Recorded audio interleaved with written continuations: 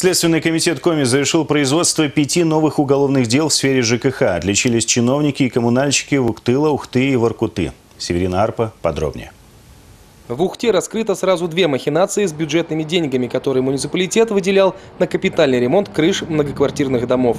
Депутат Горсовета, по совместительству директор фирмы «Стройком» Юрий Куканов с помощью жены, заместителя руководителя управляющей компании «Жилсервис» Ирины Кукановой, незаконно, без проведения конкурса, взялся за ремонт на Яриге. Народный избранник сэкономил на материалах, а некоторые работы и вовсе не выполнил. Зато супруги получили полную сумму и завладели 1 000 000 рублей. По схожей схеме действовал и бывший начальник управления ЖКХ Ухты Сергей Рамазанов вместе с сожительницей.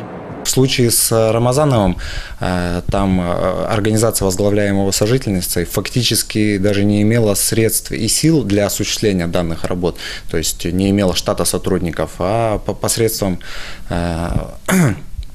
перезаключения договоров субподряда с иными лицами разницу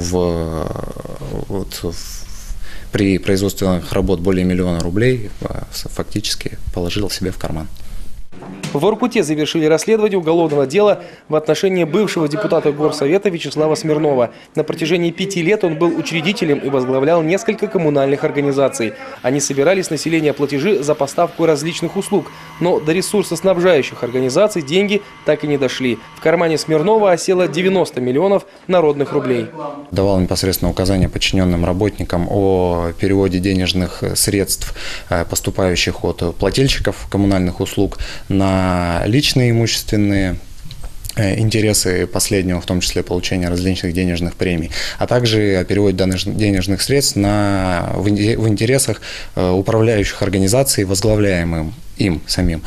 Эти 3 уголовных дела следователи направили в суд. Еще по 2 приговоры уже вынесены. За мошенничество с бюджетными средствами, которые были выделены на капремонт многоквартирного дома в Уктыле, оштрафован Николай Недолушко. Он обязан заплатить 400 000 рублей. В Воркуте бывшему директору управляющей компании «Горняцкая» Александру Фролову дали 2 года условно. Северина Арпа, Константин Куратов, Алексей Паршуков, телеканал Юрга.